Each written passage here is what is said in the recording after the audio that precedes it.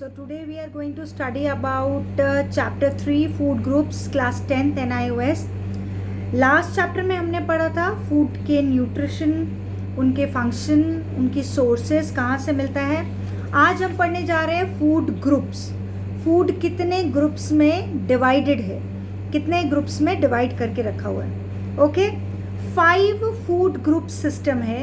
5 groups में खाने को डिवाइड किया है. पहला ग्रुप है आपका सीरियल्स, ग्रेन्स, आपके उनसे जो प्रोडक्ट्स बनते हैं. और फूड कौन सा आता है उस ग्रुप में? Your rice, wheat, bajra, maize, jowar, rice flakes, wheat flour. और मेजर न्यूट्रिएंट्स हमें जो मिलते हैं उससे, that is your carbohydrates, proteins, vitamin B, iron, fibre. Next group है जो कि सेकेंड ग्रुप है, दैट इज़ योर पल्सेस. उसमें Bengal gram, black gram, green gram, red gram, lentils यानी कि सब दाल. नॉर्मल भाषा में काली वाली दाल आपकी, ग्रीन वाली दाल जो मग बोलते हैं, मूंग की दाल बोलते हैं. रेड ग्राम आपका मसूर की दाल है. देन आपका अरहर की दाल है. ये सब तरीके की दालें, राजमा, सोयाबीन, ये सब आपका पल्सेस ग्रुप में आता है. और इनसे क्या मिलता है आपको? Carbohydrates, protein, and you get vitamin B, iron and fiber. Then third group is yours milk products, milk, egg.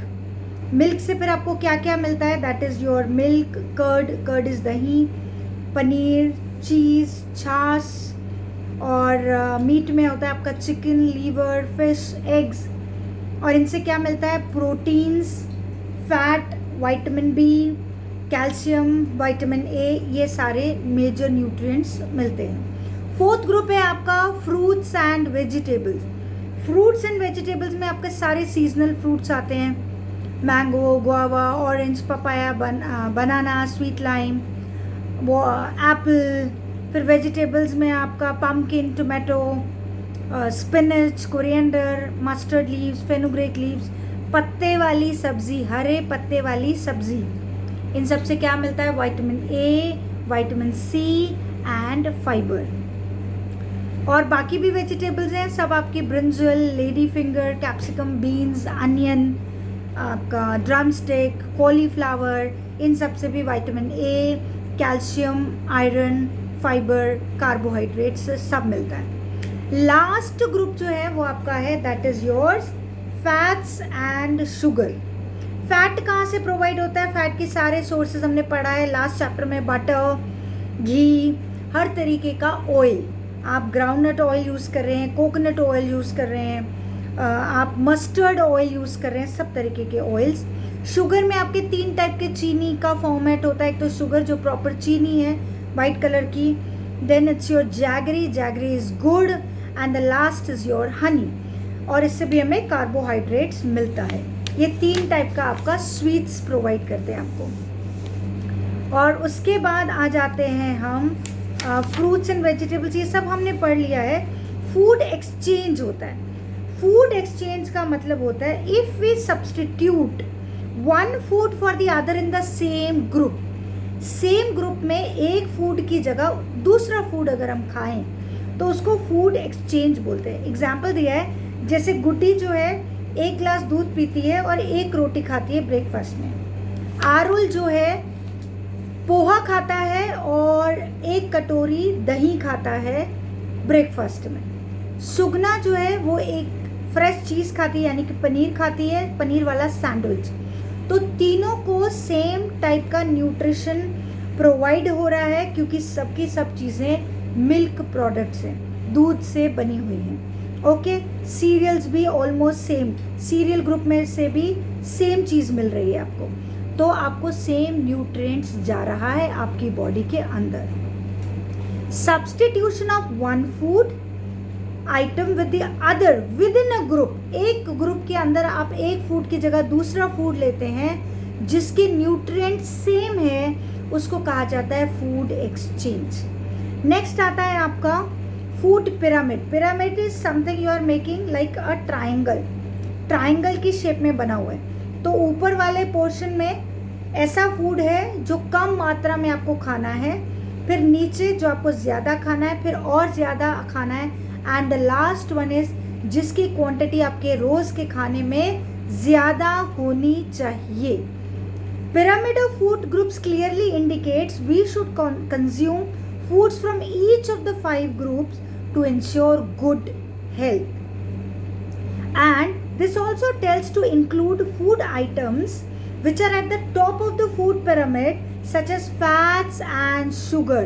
तो फैट्स और शुगर आपको लेस क्वांटिटी में खाना है, कम खाना है, तो टॉप वाले पे है. और सीरियल्स और पल्सेस यानी आटा, दाल, चावल आपको ज़्यादा खाना है तो सबसे नीचे वाली लाइन में है. राइट, इस तरीके से आपको अपना एक मील प्लान करना है. इसको पिरामिड ऑफ फूड ग्रुप्स कहते हैं. Next we come to the balanced diet.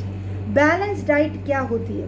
Balanced diet is the diet which contains all the nutrients in adequate quantity to meet the body's requirements, and some amounts of nutrients are stored in the body for short period of withstand short period of low intake.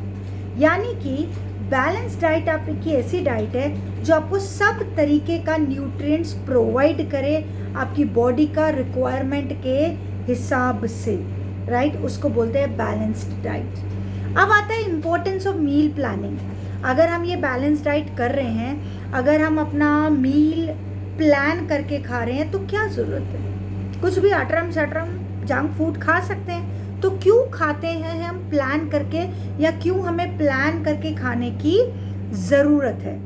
That is your because food management skills such as, उसको first point है skills to ensure variety in food by using nutritious, locally available, fresh, seasonable and affordable food.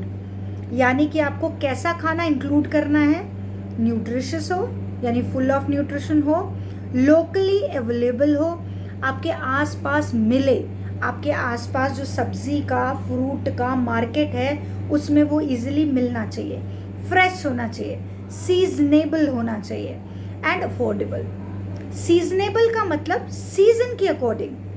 जो अभी अगर गर्मी है, अभी अगर mango का सीज़न है तो आपको मैंगो फ्रूट ज़्यादा खाना चाहिए. अदर देन दी ऐसा फ्रूट जो कि अभी तो मिलता नहीं है लेकिन फिर भी मार्केट में आ रहा है बट उसका सीज़न नहीं है. अफोर्डेबल फूड खाना चाहिए, आपकी पॉकेट फ्रेंडली हो, आप उसको अफोर्ड कर पाए. Knowledge to fulfil the nutritional needs and requirement of all the family members. घर में जितने लोग हैं उनके रिक्वायरमेंट के अकॉर्डिंग फूड का प्लानिंग होना चाहिए. रूट वेजिटेबल्स आपको खानी चाहिए यानी जो ज़मीन के अंदर उगती हैं, यानी कि कैरेट, रेडिश, टर्निप, बीटरूट, इस तरीके की सब्जियां अपने खाने में इंक्लूड करना चाहिए. Sensitivity to include dishes according to likes and needs of the every family member. Goal setting, planning, problem solving and decision making to save time, energy and money. तो आपको जो आपका खाने का प्लानिंग करनी है उसमें आपका टाइम सेव हो, आपकी एनर्जी सेव हो, आपका पैसा भी बचे. इस तरह से आपको प्लान करना है. फिर आपके जो क्या फैक्टर्स हैं जो मील प्लानिंग को अफेक्ट करते हैं. The number 1 is your age. Age के अकॉर्डिंग अगर 6 महीने का बच्चा है तो 6 महीने का बच्चा दलिया खाएगा, खिचड़ी खाएगा, सॉलिड फूड नहीं खा सकता. एडोलेसेंट हो गए, अगर आपकी एज एडोलेसेंस एज है तो आपकी फूड की रिक्वायरमेंट अलग है. घर में अगर बुजुर्ग लोग हैं उनकी रिक्वायरमेंट अलग है. Then if it depends on if you are a male or if you are a female. Male के खाने का रिक्वायरमेंट अलग होता है, फीमेल्स का खाने का रिक्वायरमेंट अलग होता है. जैसे a man requires more protein and energy then a women. फिर सीजनल अवेलेबिलिटी. सीजनल मैंने आपको बताया जो सीज़न के अकॉर्डिंग खाना मिलता है. जैसे अगर सब्जी खाते, कॉलीफ्लावर है, कॉलीफ्लावर यानी कि गोभी. गोभी नॉर्मली जो अच्छी आती है वो आपकी सर्दी में आती है, हम गर्मी में भी खाते हैं, तो हमको उस तरीके का फ्रूट या वेजिटेबल्स नहीं खाना है. वेदर के अकॉर्डिंग आप खाएंगे. मौसम कैसा है, अगर आपके वहाँ गर्मी का मौसम चल रहा है और आप ड्राई फ्रूट खा रहे हैं यानी कि आपने बहुत सारा काजू खा लिया, कैश्यू नट्स, वो आपकी बॉडी को नुकसान करेगा, बजाय इसके कि आपकी बॉडी को वो कुछ बेनिफिट पहुंचाए। तो आपको वेदर के अकॉर्डिंग खाना है। सर्दी है तो आप चिक्की खाते हो, ड्राई फ्रूट्स खाते हो, सर्दियों में इस तरीके का फूड खाया जाता है। फिर आपका ऑक्यूपेशन कैसा है, आप क्या काम करते हो। लेबर वाला काम है जहाँ पर आपका शारीरिक ज़्यादा यूज़ हो रहा है, फिजिकल वर्क कर रहे हैं, या आपका बैठने वाला काम है। अगर आप लैपटॉप पे बैठ के काम करते हो तो आपको किस तरीके का फूड का रिक्वायरमेंट है। आप बिजनेसमैन हो, आप स्पोर्ट्स पर्सन हो, किस तरीके का आपका ऑक्यूपेशन है, उसी तरीके के आपका फूड रिक्वायरमेंट होता है। फिजियोलॉजिकल नीड्स के अकॉर्डिंग होता है। फिजियोलॉजिकल नीड्स मीन्स आपके बॉडी में जो चेंजेस आए हैं उसके according. Suppose if the lady is pregnant है तो उनको अलग तरीके का और ज़्यादा न्यूट्रिशनल फूड चाहिए, ओके। या ग्रोइंग एडोलेसेंट है तो उसको ज़्यादा प्रोटीन और एनर्जी रिच फूड चाहिए। और अगर कोई बुढ़ा इंसान है तो उसको लाइट खाना खाना चाहिए जो उसके ईजिली वो डाइजेस्ट कर पाए और उसके लिए लाइट पड़े वो। फिर आपका इकोनॉमिक कंसिडरेशन आता है। इकोनॉमिक कंसिडरेशन दैट मीन्स आपका इनकम ऑफ द फैमिली कैसा है, किस तरीके से आप अपने पैसे को बचाते हुए भी अच्छा खाना खाएं, लेस एक्सपेंसिव खाएं। जैसे कि सपोज अगर आप काजू बादाम अफोर्ड नहीं कर सकते तो उसकी जगह आप मूंगफली खा सकते हैं। तो कैश्यू नट्स और आलमंड्स की जगह you can have ground nuts. तो आप अगर पनीर नहीं खा सकते, पनीर को अफोर्ड नहीं कर सकते, यू कैन हैव सोया। तो आप लेस एक्सपेंसिव फूड खा सकते हैं, क्वालिटी का जो आपका वो रहता है वो मेंटेन्ड रहेगा। Then it comes to your family meals. Family meals क्या होता है? फैमिली मील्स का मतलब है इस तरीके का खाना जो फैमिली के हर मेंबर को प्रॉपर न्यूट्रिशन पहुंचाए। A meal which contains all the essential nutrients that are required by the body: protein, carbs, fats, vitamin A, B, C, D, iron, calcium, iodine. So while planning a meal for your family, you will have to make sure that every meal has all the nutrition in it. Okay, this is known as your family meal. So here we end with the chapter. So this was the chapter food group. So what we have learned here, हमने क्या सीखा? हमने सीखा कि food को 5 group में classify किया गया है। हर एक ग्रुप के अपने कैरेक्टरिस्टिक्स हैं, अपना न्यूट्रिशन है। हमने सीखा कि एक सेम ग्रुप में एक फूड को दूसरे फूड के साथ रिप्लेस कर सकते हैं, सब्स्टिट्यूट कर सकते हैं। हमने सीखा कि एक फूड पिरामिड बना हुआ है, कौन सा फूड कम खाना है, कौन सा ज़्यादा खाना है, अपना मील प्लानिंग कैसे करनी है, कौन से फैक्टर्स हैं जो मील प्लानिंग को अफेक्ट करते हैं, और हमको एक बैलेंस्ड मील पूरा फैमिली के लिए किस तरह से बनाना है, which should suit individual needs. हर एक के लिए जो खाना बने वो सबके लिए डिफरेंट, उनका रिक्वायरमेंट के अकॉर्डिंग बने, लेकिन न्यूट्रिशन सबको पहुँचे। So thank you so much.